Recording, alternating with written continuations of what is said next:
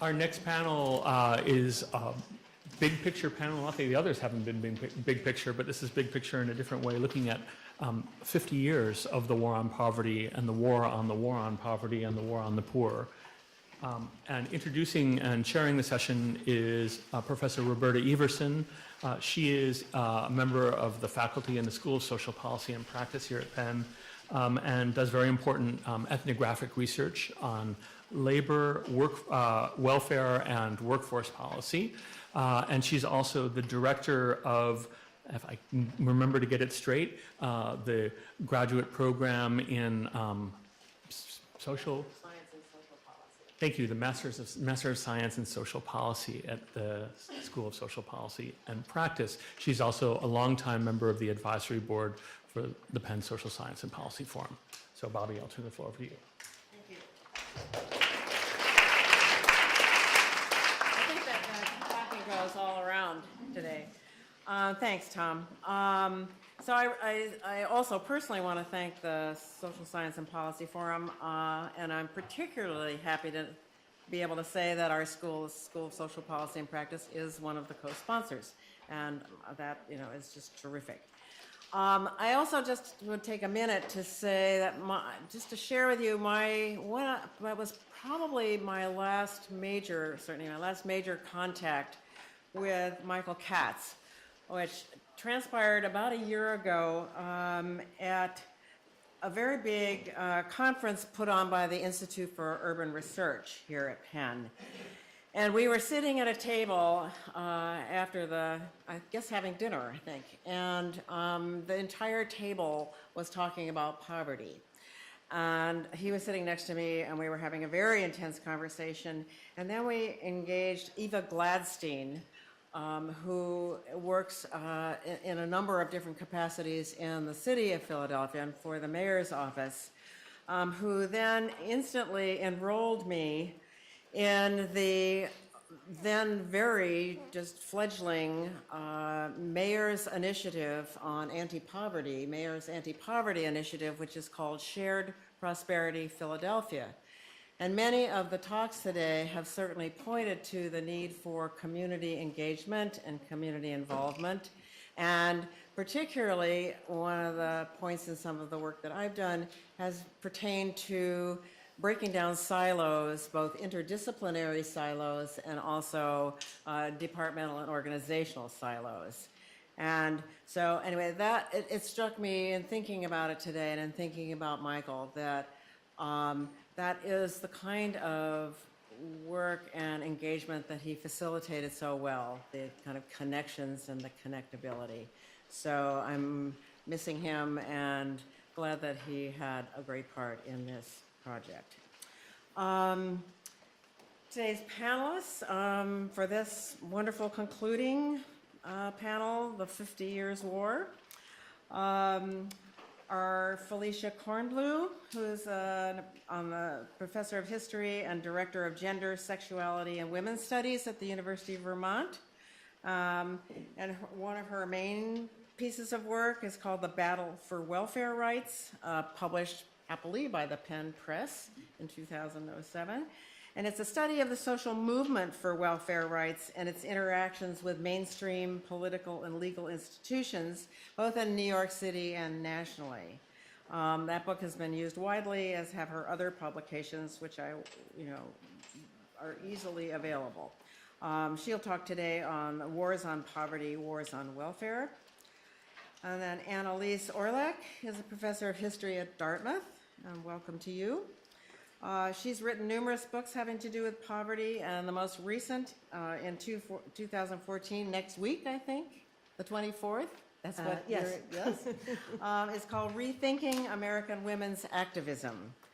It's about American social and political movements of the 20th century, and I encourage you to also look at her webpage. And her talk today is Rethinking the War on Poverty in a New Age of Inequality. What's history got to do with policy? And then finally, but very happily, Greg Kaufman, who's a senior fellow at the Center for American Progress, will provide comments at the end of the two panelists' presentations. And Greg Kaufman is heavily involved with the Half in 10 campaign at the Center for American Progress, and he's also the editor of talkpoverty.org. Previously, he was the poverty correspondent for The Nation, and I love these, email typed or web page type connections on your page there, Greg. But the BillMoyers.com organization syndicated Greg's column, and that column won a 2012 Media Award from the National Association of Social Workers. So if there's any of the SP2 social workers here, you have that in common with Greg Kaufman also. We'll move now to Felicia Hornblu's comments.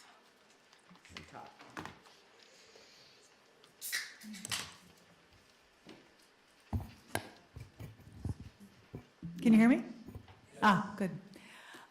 So I'm glad that so many people are here to talk about the history of the war on poverty and to talk about the problem of poverty in the modern United States. And I'm really sorry that Michael Katz isn't here. Before I start, I'm just going to say one thing about my accessory here. I'm wearing a pin that says "Stop Corporate You," and just to explain, this is a reference to something that we haven't talked very much about today as a mechanism of fighting poverty. But this is a trade union campaign from my union, United Academics, the Union of Faculty at the University of Vermont. We are now in a quite, evolving, I won't say it's bitter yet, but we're in an evolving contract campaign with the University of Vermont. And so this is it's our slogan, but it's also the slogan of a national student movement against the way students today are being driven into debt and into default of debt as a result of escalating tuition and also profit-making banks through which they gain student loans. And so we're calling for justice for both faculty and students on campuses. So I wanted to put unions and put the possibility of organizing on campus today as two things that I think we should consider in our anti-poverty struggles. Okay, but now back to my research.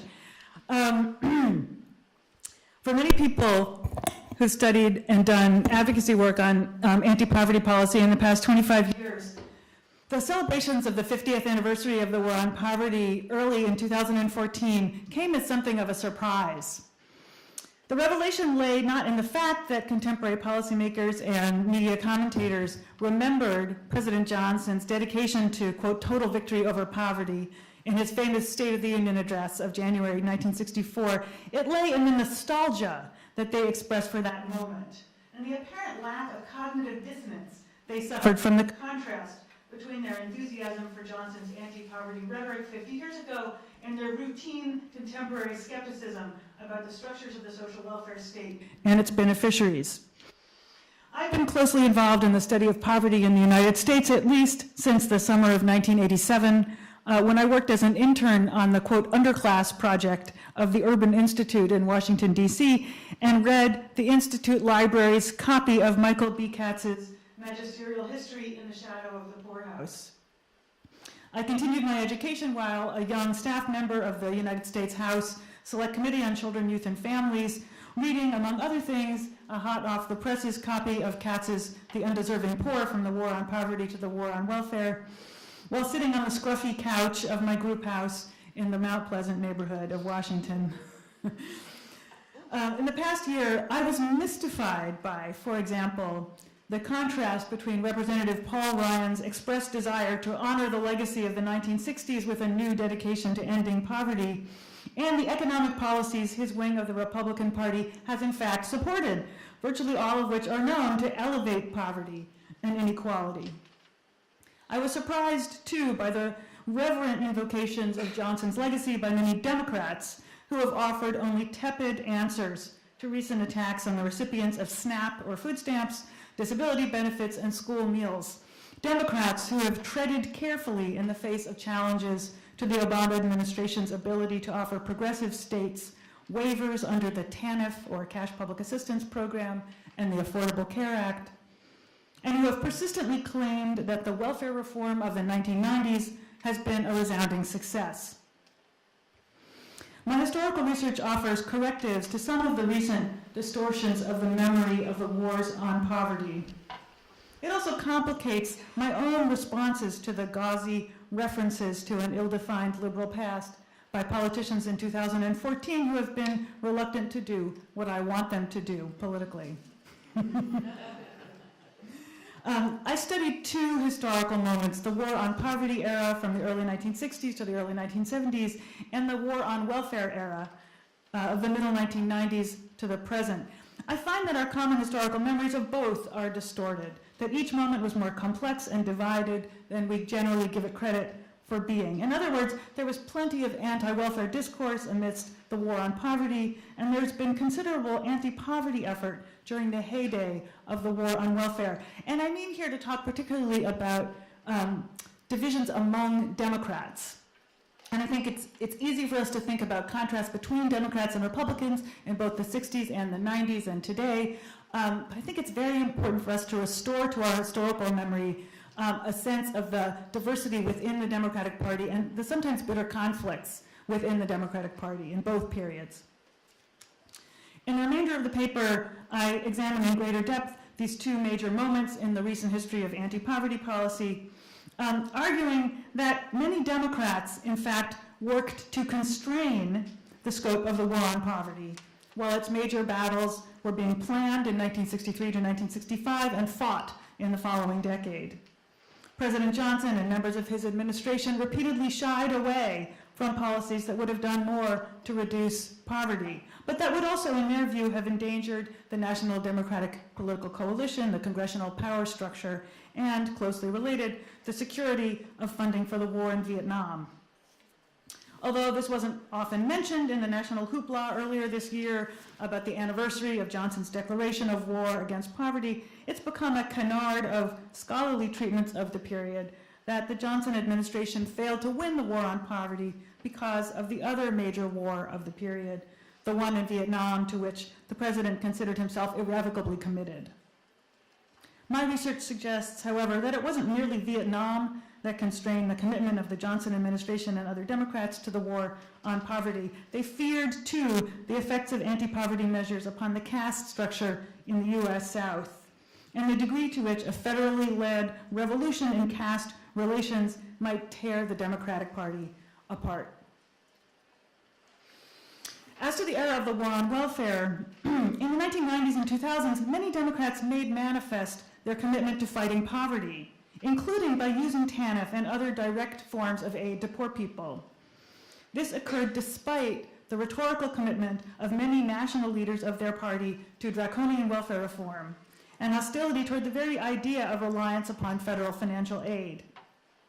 One symbol of the divisions within the Democratic Party in the 90s is the resignation of the high-level officials Peter Edelman, here on my right, and Mary Jo Bain from the Department of Health and Human Services shortly after President Clinton signed the Personal Responsibility and Work Opportunities Reconciliation Act, PRWORA, the welfare reform statute that created TANF in August 1996.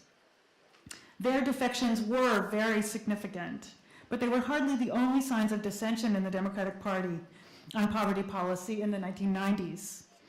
Archival research in the papers of Representative Patsy Mink and Senator Daniel Patrick Moynihan reveals robust debates among Democrats that shaped the anti-poverty proposals of the mid-90s and which produced a final vote on the PRWORA that was more divided than scholarly treatments of it might lead one to believe. In 2002, when the legislation was considered for reauthorization, Mink led a fight in Congress to reform welfare reform in ways that would have made TANF a far more effective anti-poverty tool. 1/3 of the Democratic caucus supported Mink's initiative, as did a long list of Democratic allies and organizations committed to the well-being of women, African Americans, Latinos, Latinas, and low-income people. And I was involved in lobbying on that effort. And I remember Democrats faced a lot of pressure and still 1/3 of the Democratic caucus was in favor of Mick's proposals. That was a pretty impressive outcome. In the longer paper, I explore first the era of the war on poverty and then the period of the war on welfare. For the former, I draw upon archival research in the papers of the Southern litigation efforts of a consortium of major nonprofit legal agencies beginning in 1964 and continuing until the end of the decade. My focus in this work is upon the legal work of the NAACP Legal Defense Fund in Jackson, Mississippi, under the leadership of Marion Wright and Henry Aronson. For the latter, I draw upon archival research in the Mink and Moynihan papers and a wide array of published studies and unpublished data. These materials form the basis for an ongoing research project I'm doing with the political scientist Gwendolyn Mink. So I'll speak briefly from both sets of evidence I have, and then I can fill in more in questions if you have them. My research on the era of the war on poverty has centered on the Mississippi Delta in the months and years immediately following passage of the Economic Opportunity and Civil Rights Acts of 1964. I studied poverty and policy from the perspectives of poor, rural African Americans and the middle-class lawyers and activists, most of them white, who worked with them. I found that the African American civil rights movement became increasingly engaged with issues of poverty and federal government programs as racist violence ebbed somewhat in the Deep South after 1964. The attorneys who represented Black Mississippians spent increasing amounts of time helping people keep jobs, establish producer and consumer cooperatives, and jump through all of the necessary hoops to access cash welfare, disability benefits, and commodity food. Together, rural people and attorneys became increasingly involved in policy advocacy, especially in efforts to transform the administration of food, agricultural, and public assistance programs. However, the Democrats who dominated Congress and Democrats in the federal administration were inconsistent allies for these advocates and activists. Neither the Department of Health, Education, and Welfare nor the United States Department of Agriculture under the Kennedy-Johnson appointee Secretary Orville Freeman responded favorably to the economic demands of African Americans in the Deep South and their attorneys, at least not initially. I'll just summarize the situation. So African Americans who were organized as part of the civil rights movement or who were inspired by the civil rights movement came forward to claim economic benefits in the middle 1960s, including public assistance and welfare benefits. And this was a war on poverty, an effort to ameliorate their own poverty. When they came forward, they faced a local bureaucratic structure in the Deep South that was a Jim Crow political structure run by Democrats, right? But in this case, Jim Crow anti-civil rights Democrats who in many cases explicitly denied people benefits because of their activism, and in other cases denied people benefits because of more routine cases of condescension, daily racism, sexist and sexual moralist assumptions, and so on. And so as people gained some access to political resources and the help of attorneys, they became policy advocates, and they sought the help of the federal government in overcoming their own democratic, local Jim Crow public assistance administration. And the Democrats in Washington were freaked out about the possibility of being called in service against other members of their own party. And there was enormous hesitancy on the part of the Johnson administration. However, not all Democrats resisted the call to help. And people like Peter Edelman and the man for whom he once worked, Robert F. Kennedy, who's then a senator, and many others did respond to that call. So even at that point, even at the height of what we usually consider the war on poverty era, I just want to illuminate that there was enormous dissension within the Democratic Party, and then there were diversity of impulses, not all of them anti-poverty impulses, or not all of them solely anti-poverty influences. Okay, so we'll go to the 90s. That's all you need to know about the 60s. about the war on welfare. So the Democratic Party has been as divided on questions about poverty and welfare since the 90s as it was in the era of the war on poverty. But the overall situation of poor people in the United States has declined in this latter period due to a combination of the state of the private economy and the structure of government programs. Chief among government's contributions to the status of poor people has been the celebrated welfare reform that began with enactment of the PRWORA in 1996. Hailed by many Democrats and Republicans as a success for reducing welfare rolls, the PRWORA has been a consistent object of critique and attempted reform. Congress and the Clinton administration were jointly responsible for the law, the signal features of which were an elimination of the entitlement to aid for people who qualified for it, its imposition of draconian rules for those who received assistance, and the increase it provided in budgetary and administrative flexibility for the individual states that would implement it. The new rules included time limits, work requirements, and policies that regulated women's reproductive decisions and family forms.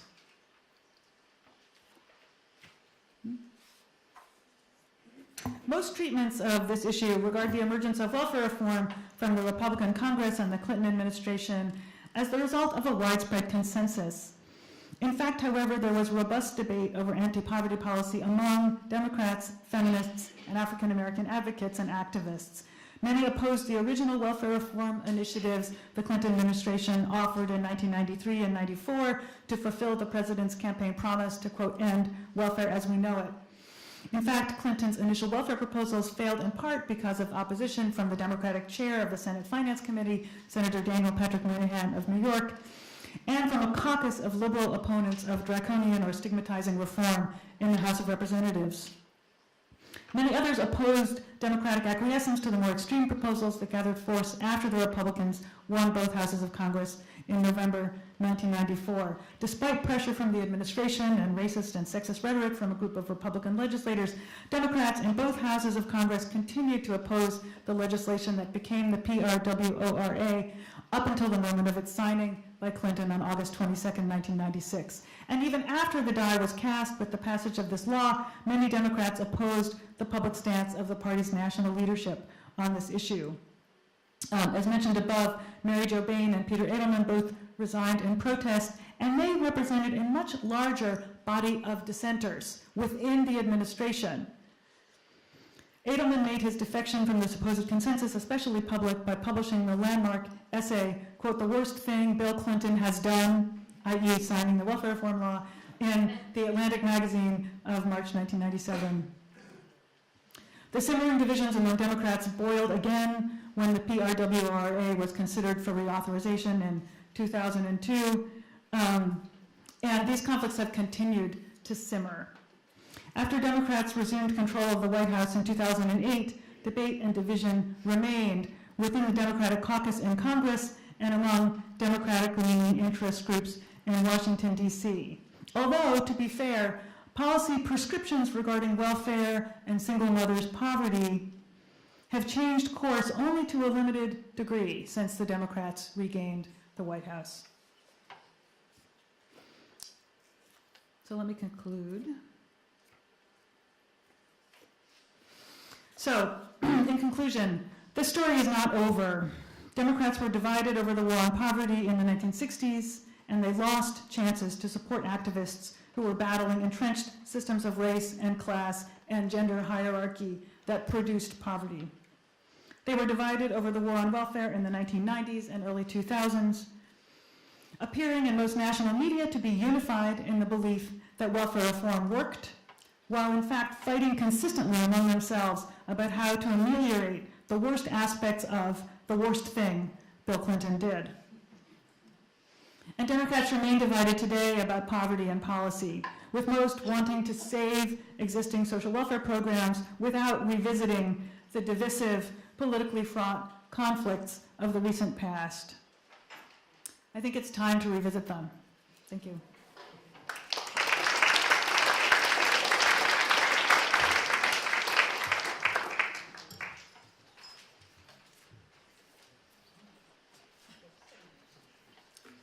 Hi, thanks for hanging in. This has been a really really fascinating day, and I've learned a great deal and thought a great deal. And before I get exactly to the topic of my paper, I just wanted to address a couple of things that I think are really important that I've heard throughout the day. And in particular, the seeming division between the post-lunch panel and the pre-lunch panel. And I would like to suggest that they're all right. And that's something that we have to grapple with in rethinking the war on poverty and in going back to the war on poverty. So that I think that there is no question that expansive government and government conceptualized as necessarily expansive by liberal ideologies and by the mid-century icons of liberal government, Franklin Roosevelt and Lyndon Johnson, has always had the other side. In Roosevelt, the emergence of the national security state along with the welfare state, and in Johnson, the emergence of the carceral state and the expansion of the carceral state, and that led to the war on drugs. I think that they are perhaps necessarily intertwined. And I think that that's why we need to go back to the ground, because the people who attempted to keep the welfare state honest were those at the grassroots who ran with the potential, the possibilities that welfare legislation, that the war on poverty legislation opened up. And so what I'd like to suggest today as I go on is that I do think we need to go back to many of the programs that, as I argued in the War on Poverty collection that I put out with Lisa Hazurjan 3 years ago, many of the programs still exist in some form. Right? And so the possibilities for tapping them and the possibilities for making their most democratic potential, for unleashing their most democratic potential are still there. One of the reasons that we have not been able to tap it, I'll argue here, is the war on the poor, the war on poverty. The war on the poor is clear. The war on poverty is clear. The war on poverty, as has been argued, has taken place on many fronts. It has certainly been a war that has been waged by Republican ideologues, and I argue in that 2011 book's conclusion that in fact the war on poverty starts in 1964 with Ronald Reagan's Time for Choosing speech, and it actually fuels in many ways the ascendancy of right-wing politicians. So I want to, like Felicia, I want to honor Peter Edelman, who's talking about the need to go back to understanding the partisan politics of all this. I really believe is very true, and of course for taking the moral stand that caused many within the Democratic Party to feel like they could still be in the Democratic Party because of the debates. The debates remain alive, as Felicia talked about. So. Alice O'Connor and Eric Katzenelson this morning were talking about the fact that the annual release of statistics on poverty went largely uncommented on. That is very, very much true. We don't use the word poverty very often. However, if you Google the word inequality, right now it's everywhere. Our renewed focus on social and economic inequality sometimes feels like it came on rather suddenly, as if the idea that maybe we ought to once again be doing something about it began to rise in the smoke from the urban campfires of Occupy Wall Street in 2011. Occupy's now indelible division of developed nations into the 1% and the 99% was a call for broad coalition, a recognition that almost everyone was being screwed one way or another by neoliberalism as an ideology and by the policies that the panelists in the middle of the day talked about so eloquently. Current concerns about deepening inequality have been given intellectual heft by French economist Thomas Piketty's surprisingly popular Capital of the 21st Century, which is being talked about everywhere, and people are lining up outside of bookstores and halls in London. He's kind of this unlikely rock star. It's translated into vernacular by American economists Paul Krugman and Robert Reich, whose columns run regularly and who help us to conceptualize this this division of wealth, this rapidly expanding division of wealth, and division of resources into this, great amount at the very top. And the statistic, of course, that's most often used is the 6 members of the Walton family, right, possessing as much wealth as the bottom 30 or 40%, some astronomical figure. These are statistics that people can wrap their brains around, right? And that's the way poverty is being talked about right now. Finally, and this is something that I think we really need to talk about, is the return of some kind of a labor movement. Right? The insane reality that an American adult can work full-time in 2014 and still earn only $15,000 a year has been cast into sharp relief by the $15 or fight picket signs of striking fast food workers who have made themselves visible across the country and around the world. Right? May 15th strike on 6 continents, giving new meaning to old labor slogans of internationalism and international solidarity that I think we need to talk about. So unemployment statistics still matter, but I think in terms of talking about poverty, unemployment statistics are no longer the whole story. The much vaunted recovery from the crash of 2008, 2009 hides the fact that most of the jobs that were created are not jobs you can live on. Right? And so the working poor and their campaigns to organize are absolutely central to any revival or reconceptualization of the war on poverty. So there's words, right, keywords we're talking about again then, and preoccupations that now thrum like a litany, right? Growing inequality, deep-rooted historical patterns, 45 years of falling real wages, right? What the minimum wage would be worth now if it were the minimum wage of 40 years ago would now be over $17 an hour. Right? What you could buy with the minimum wage, when I was young. So, has the Reagan Revolution, which turned out to be death by 1,000 tax cuts, kind of when we weren't looking, and I was arguing, along that, it was a big failure and all the programs still exist. Has it become unsustainable? In some ways, perhaps yes. In other ways, the ideologies and the images that the war on poverty was a failure. And when I tried to organize a conference on the 40th anniversary of the war on poverty, the funder at Dartmouth, at least, who was a political scientist, said, there's too much written on the war on poverty, it failed. Why continue to talk about it? I said, well, historians are actually interested in looking at that again. She said, you historians always have to have the last word.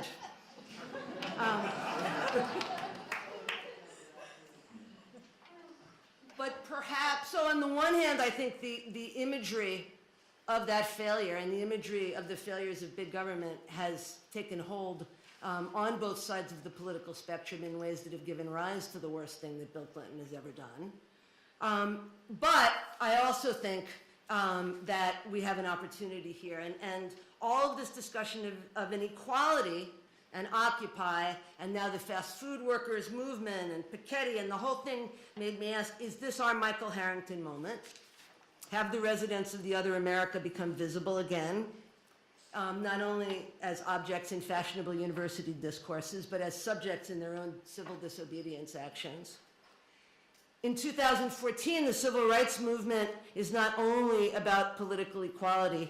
Activists from a low-wage workforce made up almost entirely of people of color are getting themselves arrested regularly for a living wage. And only this morning, only once today, amazingly, did we use the term living wage, which I think is really important to think about now. There have been other moments since the 1960s when we seemed poised to think collectively about how to address poverty. Just after Hurricane Katrina, some voices in mass media, government, and the American public proclaimed themselves shocked and saddened by news that poverty and hunger persisted in places like New Orleans, though a quarter of the population there had lived below the poverty line long before the levees broke. There were expressions of fury at the myriad failures of federal and local government agencies that had transformed an expected hurricane into a human tragedy of unprecedented proportions, at least for the modern United States. So for about 5 minutes, we seemed ready for renewal of Lyndon Johnson's 1964 Declaration of Unconditional War on Poverty. I want to again say that liberalism is taken a bashing today for all good reasons. But when I play some of those sound bites for my students, their jaws drop. That an American president would speak in those terms, you know, about a moral mandate and an unconditional war on poverty. So I want to just restore the tiniest bit of golden glow to that rhetoric. Not because Lyndon Johnson was not Machiavellian and opportunistic in all the ways we know that he was, but because it inspired people on the ground, poor people, to run with that idea and do everything they could to realize it. Senator Barack Obama hinted at a possibility of thinking about poverty in moral terms again, back when he still allowed himself the pre-presidential luxury of moral outrage. In a September 6, 2005 speech made just after he returned from a visit to Houston to meet some of the people who'd been displaced by the flooding of their neighborhoods, he quoted one exiled New Orleanian who told him, "Before the hurricane, we had nothing, and now we have even less." His speechwriters and he were very good in those years, and the line became the coda of an impassioned speech in which he condemned, quote, passive indifference on the part of our government toward the least of these, the Christian term for the poorest Americans that Paul Ryan is the one who uses most frequently these days. Quote, said Obama, "I hope we realize that the people of New Orleans weren't just abandoned during the hurricane, they were abandoned long ago to murder and mayhem in their streets, to substandard schools, to dilapidated housing, to inadequate health care, and to a pervasive sense of hopelessness." It was, he said, a deep shame, quote, that it has taken a crisis like this one to awaken us to the great divide that continues to fester in our midst. That's what all Americans are truly ashamed about, and the fact that we're ashamed about it is a good sign. It was good. It's almost Johnsonian. The only problem is that we weren't that ashamed. Public discussion of the Great Divide, poverty in our midst, and the other America quickly retreated to the shadows.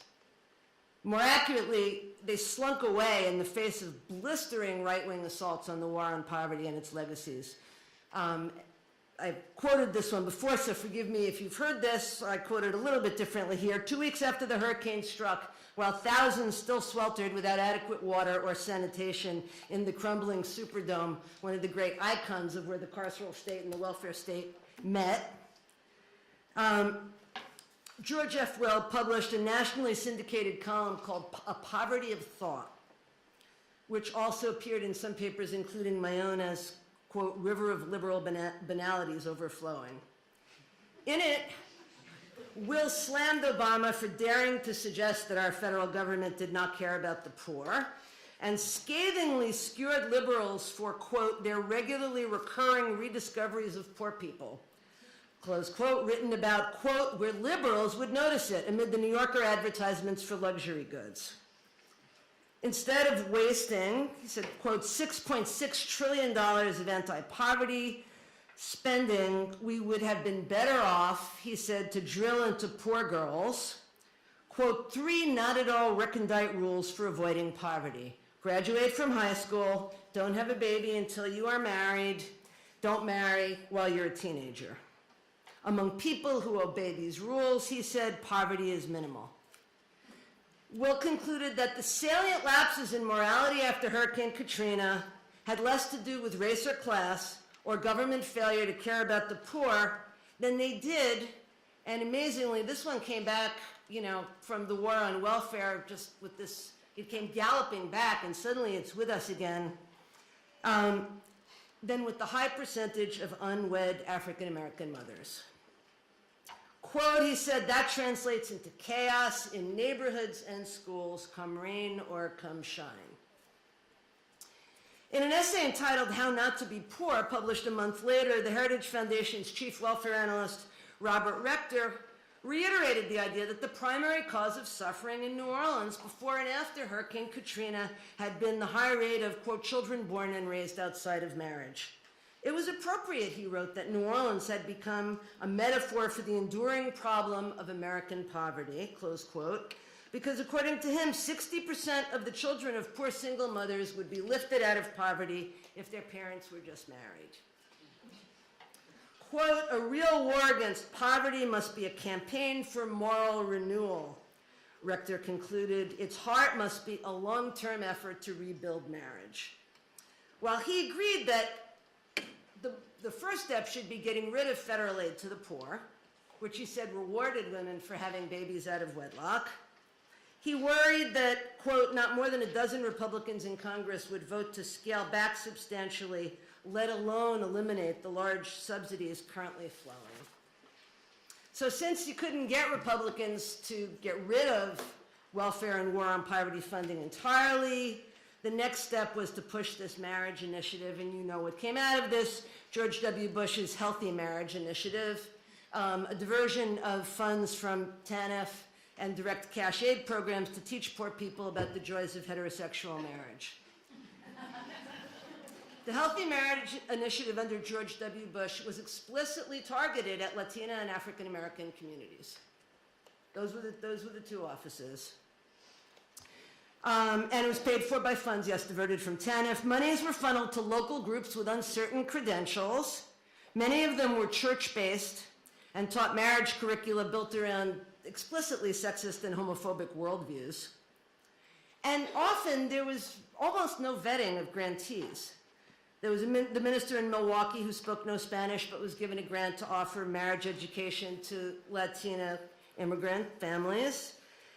In Baltimore, a British rabbi who had run bliss marriage seminars in upper middle class suburban communities received a grant to work with African American single moms in the inner city. Now, it was not an expensive program as any of these poverty programs go. By 2012, the program had spent about $800 million. Nevertheless, it was a program that was continually refunded in times of deep budget cuts. Studies by the Department of Health and Human Services and the Center for Families at Bowling Green University found unequivocally that these marriage education programs, they were enjoyed by participants. They said they would do them again. They were interesting.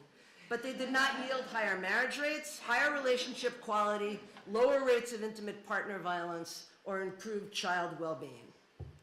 Despite these findings, Congress in the Obama years has regularly allocated approximately $150 million annually. Interestingly, the major shift under the Obama administration has been to fund these local curricula that promote responsible fatherhood. And again, churches and church groups have received disproportionate share of the money. So what does history have to do with poverty policy? Most telling about the failure of Congress to demand accountability before reauthorizing funding for the Healthy Marriage Initiative is that lack of results and hasty granting of public monies to supposedly inadequately vetted community organizations with the most fervent criticism leveled at the 1960s Community Action Programs and the 1970s Comprehensive Education and Training Act programs, CETA, which were the two primary mechanisms through which community-based organizations could bypass local governments and get money directly from the federal government. Conservative, jealous, and simply overzealous government officials dragged one community organization after another in the 1970s and 80s through lengthy court battles to prove that they had improperly used or accounted for public monies, that they had been the much vaunted poverty pimps, second only to the welfare queen in media imagery used to discount and discredit the war on poverty. The court battles mostly resulted in acquittal. They yielded little real evidence of fraud except for minor improprieties. There were some famous cases, but overall, the amount of energy and money and waste of time of public officials that were put into trying to prove that the poor people who administered these community groups had been fraudulent or skimming off funds was just completely wasted. But they had the desired effect. They tarnished the reputation of community action. They tarnished the reputation of CETA. They made it politically easy to repeal CETA and other legislation supporting giving federal money to local community groups and to the poor themselves. They were show trials intended to prove an already widely held belief that war on poverty community-based programs were rife with corruption because poor people could not be trusted to manage taxpayer dollars. So while many of these programs are still in place and while investment continues in many of these community programs, for example, the west side of Las Vegas that I wrote about in Storming Caesar's Palace, which got its first medical facility, library, public swimming pool, food programs, arts center, all the stuff that's now still in the community only through the advocacy of poor women, poor moms, welfare moms who ran these programs themselves. They have those institutions, and that really matters, but they're not run by poor people anymore, and that matters too. Once again, they're run by the traditionally credentialed professionals who were brought back in as a result of these show trials during the 1980s in some places, the 1990s in others. So I think this deeply ingrained set of beliefs about what the poor can and can't do has everything to do with why on the 50th anniversary of the War on Poverty, most Americans firmly believe that it was an unalloyed failure. That belief really has been carefully nurtured since the first day LBJ declared war. Politicians of both major political parties, despite the dissension within the Democratic Party, which is real and important, have found that attacks on the war on poverty play well at the polls. The war on poverty and its central idea that LBJ's initiatives were naive and socially destructive has had profound implications for American politics since the 1960s. It has fueled the ascendancy of conservative politicians, and it has stunted the liberal policy imagination to this very day. It has moved Democratic politicians to run scared from any association with what have been, by all accounts, some of the more successful domestic programs of the 20th century in terms of expanded life expectancy, lowered child poverty rate, lowered rates of deep malnutrition, and expansion of participation by poor people in politics. Ronald Reagan was the first and most important standard bearer for the war on poverty. His 1964 Time for Choosing speech set the agenda for a half-century of attacks by deriding the war on poverty as soft-headed and simple-minded, warning that it threatened essential liberties because, quote, a government can't control the economy without controlling people, and by introducing the prototype of the welfare queen that he would deploy in so many later campaigns, and so many other politicians would too. In that speech, it was women with too many children who divorced their husbands to get $80 a month more in cash assistance. In later speeches, it would be women who actually had more children in order to get slight bumps in their welfare allotments. This potent mix of condescension, red baiting, and racist sexism has animated attacks on the war on poverty from Reagan to Charles Murray and from George Will to Paul Ryan. Paul Ryan's observations on and the congressional report evaluating the 50th anniversary of the war on poverty hit all of those notes. The dangers of government overreach, the idea that aid to the poor erodes work ethic and creates temptations for corruption, and the insistence that single motherhood is still the biggest driver of poverty.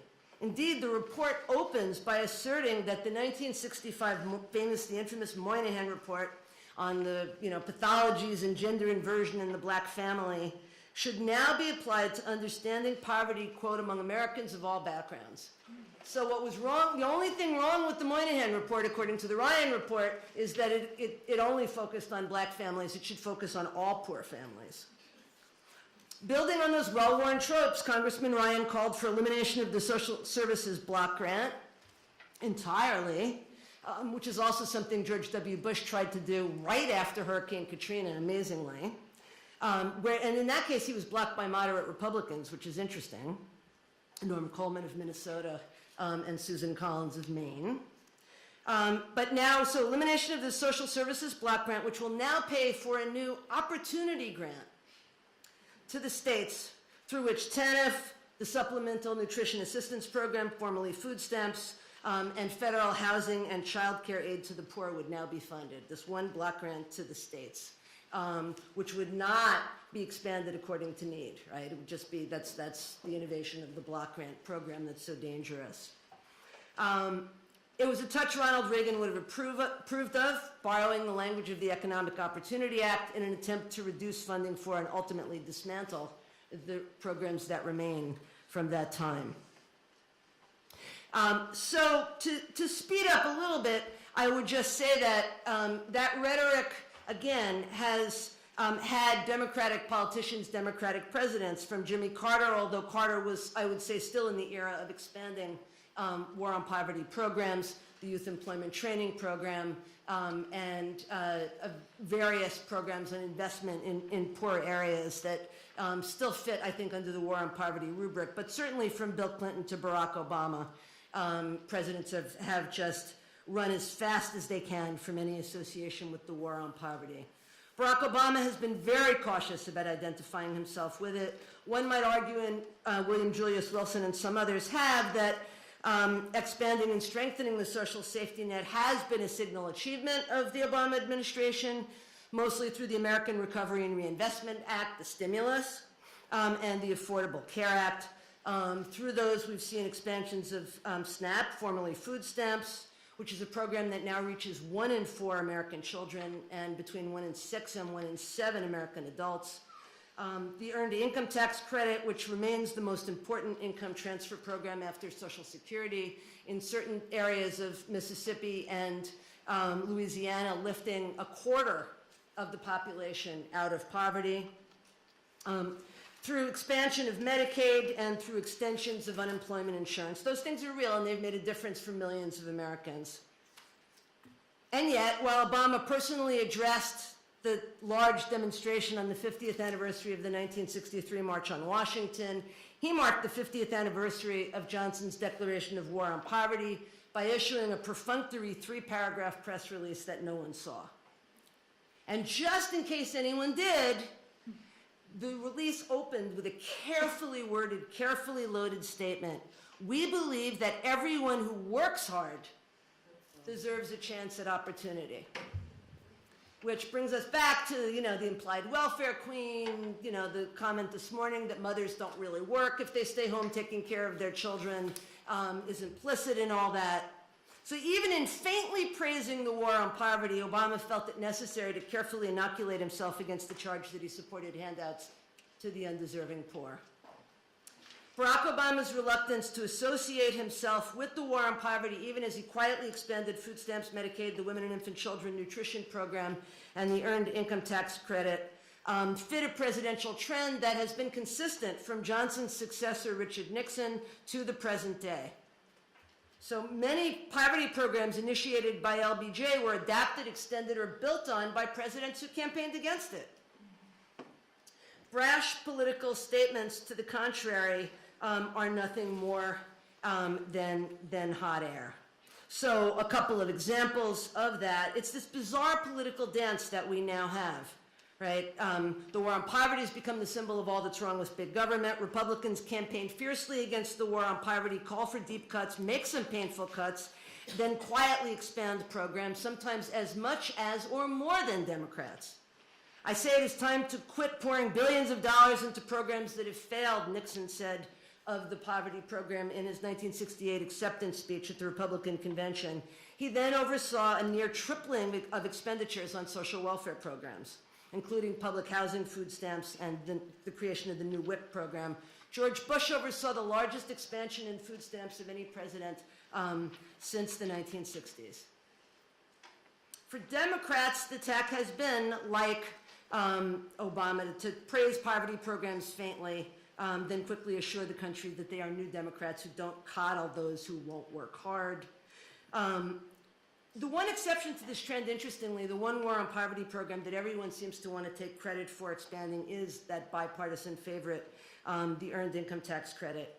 But that brings us back to the question of jobs, because though it was first introduced by a conservative Southern Democrat, Russell Long, the Earned Income Tax Credit and was dramatically expanded under Ronald Reagan, Long had hoped to pair the EITC with funding for a robust federal jobs program, something that did not pass then, and that is not even really talked about anymore. Congress failed to talk about that part of the bill. Bill Clinton and his expansions of EITC, even Paul Ryan this summer calls for expanding the earned income tax credit. And, you know, everybody has to applaud, even the Center for Budget and Policy Priorities. It's a scorched earth proposal in other ways, but for some reason, that is the one dimension of the war on poverty that people feel that they can still support. So, though Paul Ryan announced that the war on poverty had been a failure because the poverty rate was 15%, only 2 points lower than it had been when the war on poverty was enacted in 1965. Many of you in this room know all of the statistics that have been bandied about with a more positive outlook since the 50th anniversary. Columbia University study showing that the poverty rate in 2012 would actually hover around 31% without poverty programs. The White House Council of Economic Advisors estimate that between 1968 and 2012, about 27 million people annually were lifted out of poverty by federal poverty programs. The fact that in 1960, 35% of the elderly were poor, and in 2012, fewer than 10% are. All of these are genuine achievements of the war on poverty. And despite its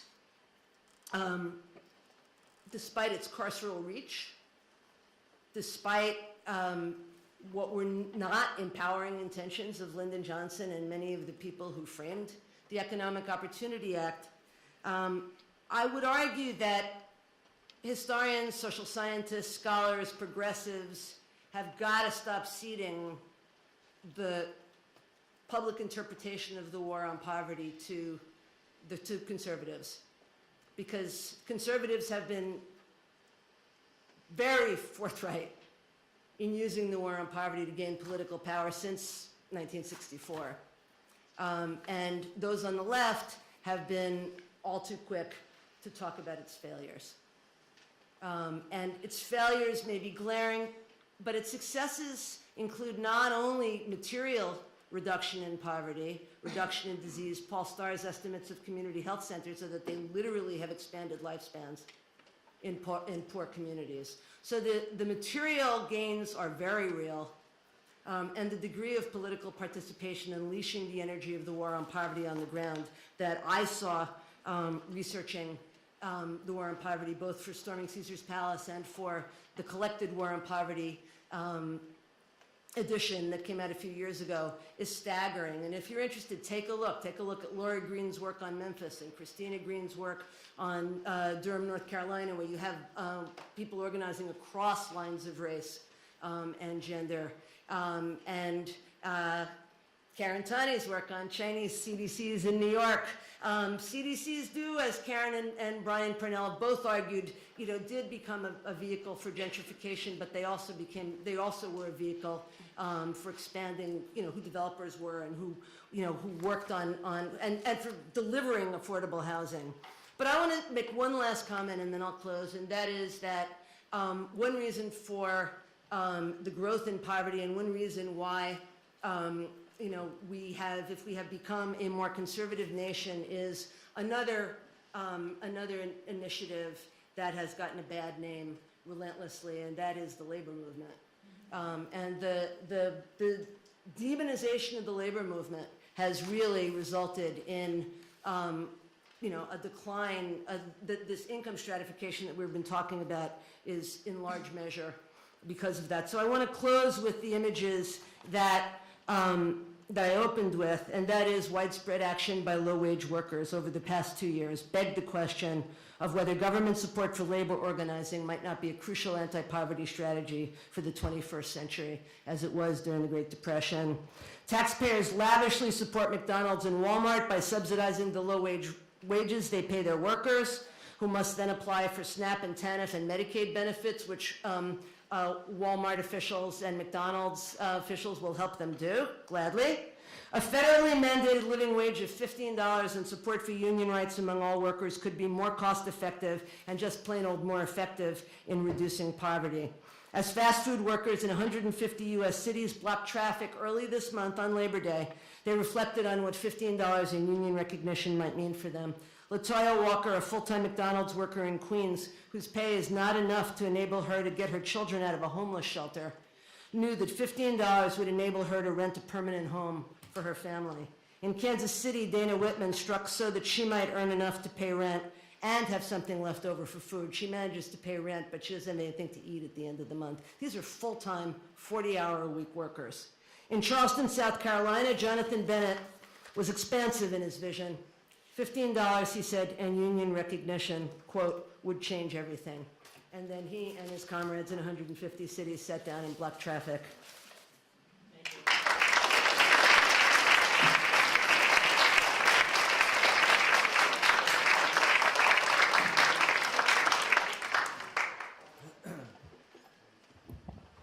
Well, I have the honor of going last today, and it's been a great day, and I know a lot of people have a lot of thoughts and have been very stimulated, and I'm going to try to keep it brief so we can have a nice conversation to close out. First, I just want to thank Tom and Alice for the invitation to participate today. It's a real pleasure, and it's pretty great to be able to be a part of a War on Poverty conference. When I started writing a weekly column for the Nation magazine called This Week in Poverty a few years ago, it was, I'm down in Washington. I'm a Washington native, and I just got so sick of hearing we waged a war on poverty and poverty won. And I got sick of hearing we don't know what to do about poverty because we do. And I got sick of, although the media didn't cover the new data that was released by the Census Bureau this year, it's always been their annual coverage of poverty. The one day you could count on something normally would be what I came to call Poverty Day. And I said to my editors, our people care about this issue. We need a weekly column. And by the way, those articles never interviewed poor people. So I said, let's have a weekly column, keep the issue front and center for our readers, show that we actually do know what to do about poverty, and interview poor people, in addition to folks like you who are working on it every day. And now I'm running this website called talkpoverty.org that features people working on poverty, our contributors, and low-income people writing for us every day. And we'll get to that, and I'll ask many of you to write for us. But,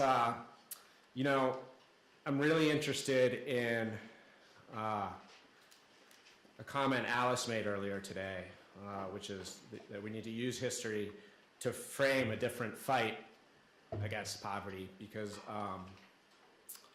this is going to come as a shock to you, but down in Washington, there's actually a lack of imagination, creativity, and courage. So we could use framing a fight that might have a little more of all of that. And it was to that end, I had the pleasure of reading in their entirety Felicia and Annalise's great papers, and I just wanted to make some comments about how I think those help frame how we could have a different reality than the one we see right now in Washington. And so, I'm not sure what that was. And by the way, the whole day is filling me with both outrage and some hope, which is kind of how I felt reading the papers. And I'm going to start with Felicia's. Your descriptions of the diversity of opinion that existed both back in the day of the war on poverty and more recently with the debate over welfare reform was neither widely reported nor understood, and I really enjoyed reading about that. Not only did I enjoy reading about it, but should inform the debate today, ideally, and give policymakers and activists better perspective on having a more vigorous debate.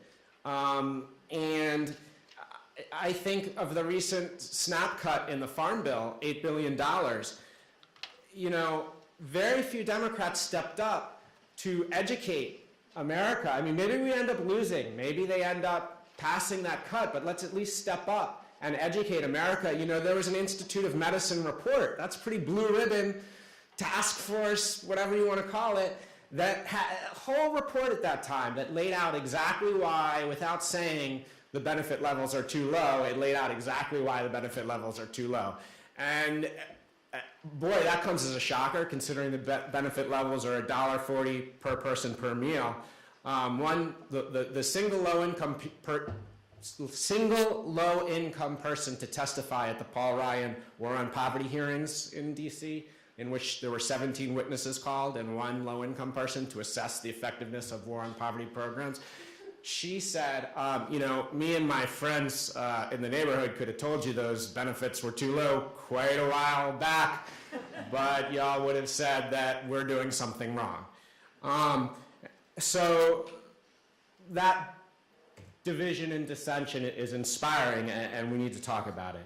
Also, Felicia, you described a real partnership between legal aid lawyers, poor people, activists, federal officials, a partnership that you just don't see now. Legal aid lawyers, yes, still fighting the fight, doing amazing things. Got a bunch of contributors to talkpoverty.org who are legal aid lawyers, and they really have an amazing ability to tell what's happening on the ground in communities, and also the system and how messed up it is, and navigate both worlds, although they have to be very careful because of all the weird regulations that I still don't understand well. But they're inspirational. But where is that partnership today? And I'll go back to the Ryan hearing. 17 witnesses, one low-income person. You know, I understand Democrats could only call one witness for every 3 Republican witnesses. And Marian Wright Edelman did a terrific job testifying in those hearings. But why don't Democrats set up an alternative forum so we hear directly from low-income people and you folks here and legal aid lawyers and have real war on poverty hearings? What would be so hard about that? I don't know. The kind of partnership. It's a different thing I'm talking about, but that would be a real partnership. And we need to stop, we need to use our imaginations. There was a moment in Felicia's, she didn't talk about it today, but in her paper, there's a moment where during the Poor People's Campaign, there was a protest over the food programs in front of the Supreme Court. And Felicia writes that the media, the journalists, were very judgmental and sort of looking down and saying that was bad stuff. And it reminds me of the media today. Very quick to pick on any story that will demonize poor people. Not, you know, there are exceptions to this rule, and you know, I think the way the media is covering inequality, they are recovering. They're trying to recover from bad reporting to cover inequality or the fast food worker strikes and that sort of thing.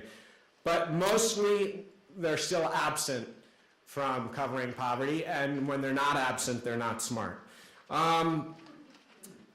The description of, Felicia, of welfare reform and its consequences in your paper, of looking at how in 1996, for every 100 families in poverty, 68 received cash assistance. Now that number is down to, I believe it's down to like 23 now, Peter, isn't that right? And you know, as Peter's been trying to tell people for 2 years, I mean, that's down as low as 4 in Wyoming. And it runs the gamut because there's no federal standards. Why aren't we having that conversation about the reality of TANF? I mean, some of us are, and some of us have been trying for about 30 years to have that conversation. Peter, hats off to you. So, sorry, I'm a little nervous. Never done an academic kind of conference. And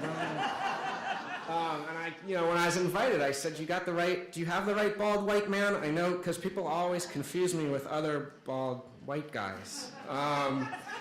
So anyway, you know, how do we ensure a broader vision? These kinds of presentations and your perspectives are really helpful. In fact, Alice, so one place that did cover the poverty data released yesterday was talkpoverty.org. And we had responses from 4 scholars and 4 activists to what the data meant to them. And some of the scholars were saying very important things about how we can look at the long-term outcomes of people who receive cash assistance or SNAP, and how much better they do. Surprise, surprise, if they get better wages, that's good for child poverty. Who knew? Alice, I'm paraphrasing, but wrote, let's not, the economic justice agenda can't be about $10 an hour and 7 paid sick days. And she said, let's look at the roots of the war on poverty, to look at maximum feasible participation. Let's look at Council on Economic Advisors who are pushing for full employment. And these are, so sometimes I've always found as a reporter, talking to smart people who work on poverty all the time, you don't realize how much people don't know. So what you might think, I'm not going to say that because, everybody knows that. People don't know what TANF is. Right. That's what we're talking about. That's the basic level. So we got to get your voices out there, and we are. Annalise, outrage but hope. So I feel hope in the organizing that's happening now. You talked about the fast food workers. A contributor for us the other day, her name's Tamika Middleton. She's a writing fellow with the Center for Community Change. She talked about in New York, fast food workers trying to broaden and work with more home care workers in these kinds of $15 an hour protests, or workers organizing against wage theft, workers organizing against these crazy scheduling practices where they can't know what their income is, can't plan a doctor's visit, can't plan a parent-teacher conference because the schedulings are ridiculous. So I see hope in the organizing that's happening. The way you show the discourse and the way it's dominated by ignorance and demonization and this faux morality that's so immoral, and all the Paul Ryan happenings, I mean, I don't know what point I'm making with this, but the way you guys can put this stuff together and show people what's really happening, the media is not going to do that. So I guess that's another pitch for Talk Poverty. I want to be able to reach popular audiences with your great ideas. The roots of defunding community-run organizations. I just kept thinking of Acorn today so many times. Oh, yeah. I mean, there was a vote to defund Acorn in Congress. All the Democrats jumped on before the investigation happened. And there were so many independent investigations after the fact that what I'm going to say, I'm going to use this word. What's the schmuck's name who shot the video? Because, it was all so canned and manipulated. And what? Oh, Keith. Yeah. Or Keith. One of those. He wasn't Irish. Okay. We don't claim him. But yeah, right. Something else, and you better be careful. But again, our allies, our Democratic allies, didn't have the perspective they needed on, to slow down. They all jumped on board because the conservatives have won this argument in popular culture that these organizations are corrupt, and if you stand with them, you are, you're smarter than them, but that's not what they'd say. Smarter than the people who want to defund them. Smarter than conservatives. All right, let me get back to point. You looked at, you attributed the lack of imagination in the by policymakers to the fact that we've lost this argument and that the war on poverty is a failure and resonates so much with people and that we do have to not cede that. I mean, why do we cede that? Why is it not well known that poverty would be 30% without the programs we have in place? That's astounding to think of 3 of every 10 Americans living in poverty. All right, so I'm going to end with a little hope that Annalise brought up in that I think there's some traction on the idea that we are subsidizing corporations to pay crappy wages rather than paying decent wages. That's starting to get a lot more attention in the press, and people get that.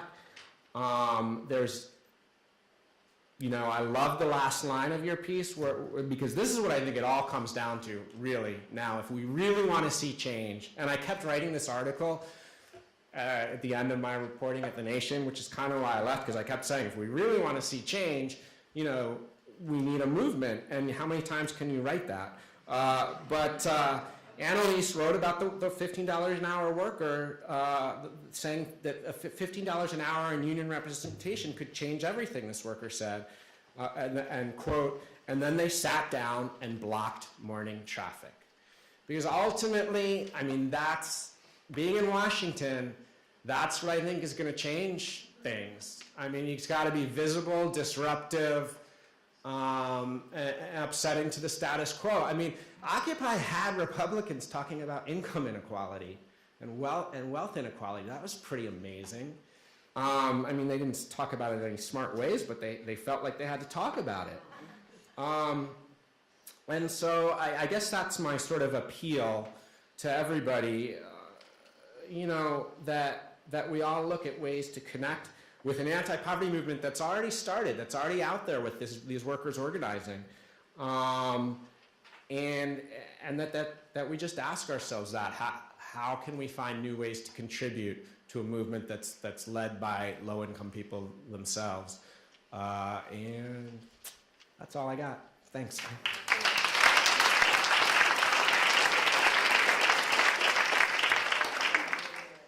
Well, wow, what a panel. Hooray. Thank you so much.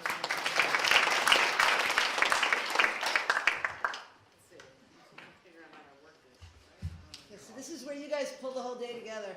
My job is to have questions for the panel, and then I will leave the rest to.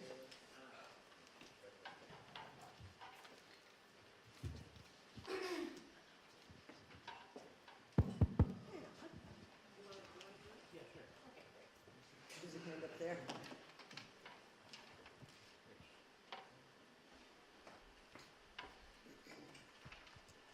Hi, my name is Peta. I manage the CDC for an organization called Esperanza, which is a faith-based nonprofit based in North Philly. And I've been thinking a lot about this during this whole conference, which is faith seems to be the sort of common ground these days. I'm not a person of faith personally, but I work for a faith-based nonprofit because that sort of transcendence, that appeal to something bigger is something that motivates me, and I think it probably motivates a lot of people in this room. And I'm wondering if we can't also capture that sentiment in helping to build a movement. And I'm wondering if the reluctance to embrace faith within the Liberal Party has sort of hurt us because we are kind of cutting ourselves off the knees when we're trying to organize.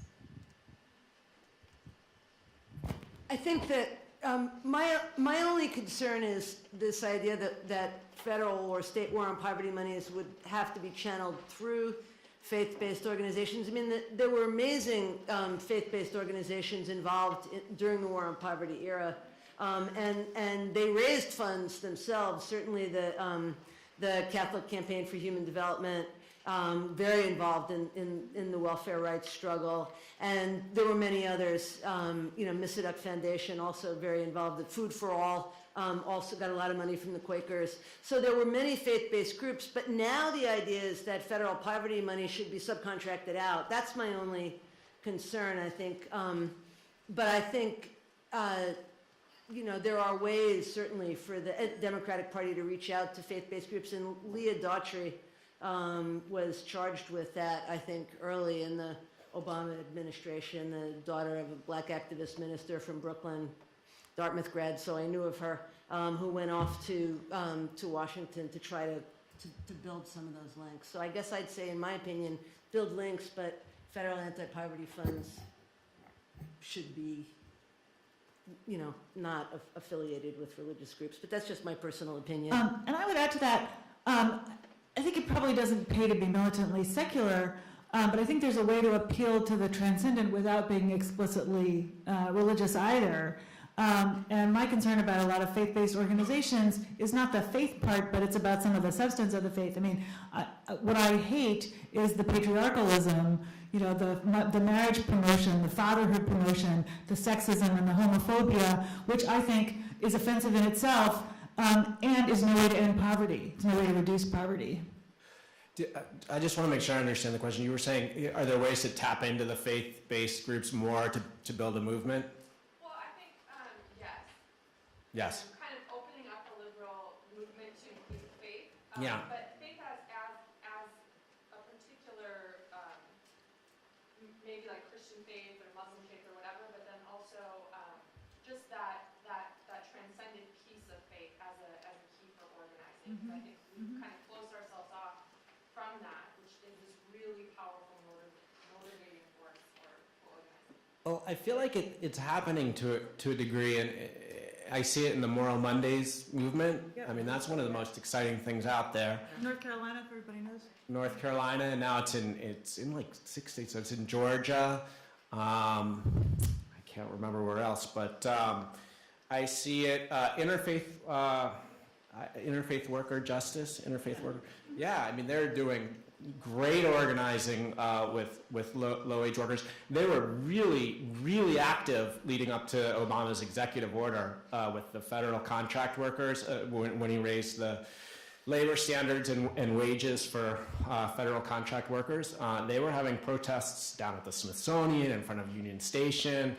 And of course, then you've got Sister Simone and Nuns on the Bus sort of have captured a lot of popular attention and imagination. And frankly, I think at least in the mainstream, this Pope is helpful. So, you know. There you go.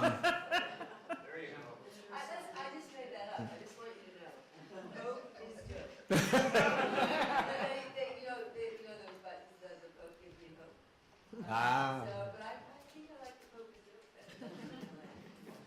Not so bad on the homophobia, but we'll talk Right. later.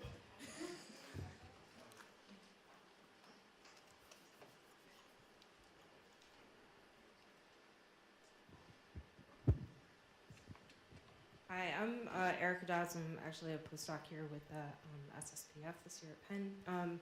But in a previous life, I was a lead researcher and occasional field organizer for the Service Employees International Union, SEIU.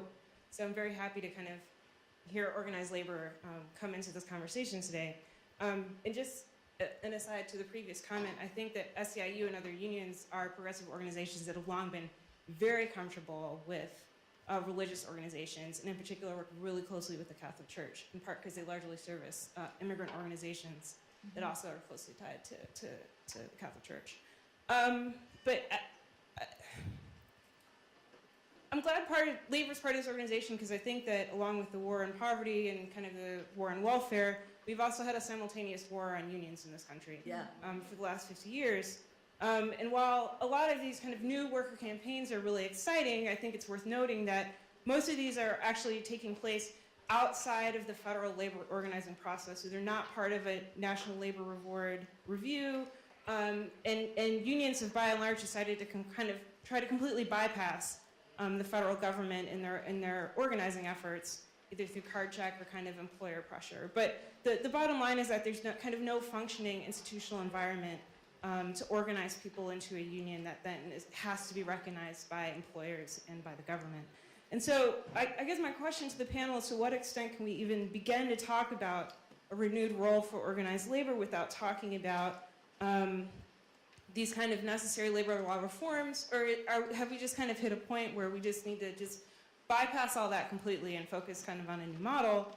And the follow-up to that is, how can we talk about a renewed role for labor within progressive politics without renegotiating labor's relationship with the Democratic Party? And I know it's easy to say that labor's really been demonized by the GOP, but the reality is that I think progressives have long had a kind of uncomfortable relationship with organized labor for many legitimate reasons, but also reasons that don't seem to be completely resolved. And when we look at kind of new democratic coalitions, particularly in urban areas, that tend to involve kind of high-wage professionals and kind of communities of color, these are both communities that labor hasn't historically had the best of or any relationship at all with. So how kind of moving forward do we navigate that? Can I just lead off? So I'm not a big expert on this stuff. I'll just start by saying that. Although I am probably going to be the next president of United Academics at UVM, which is an AFT local as well as an AEUP chapter. So I'm learning, and I'm very interested in these questions.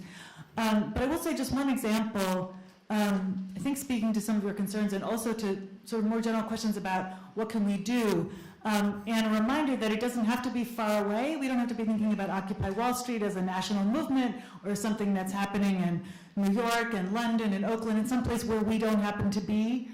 We actually can be engaged in some of these struggles locally. And I had the benefit of being part of one in Burlington, Vermont this past year.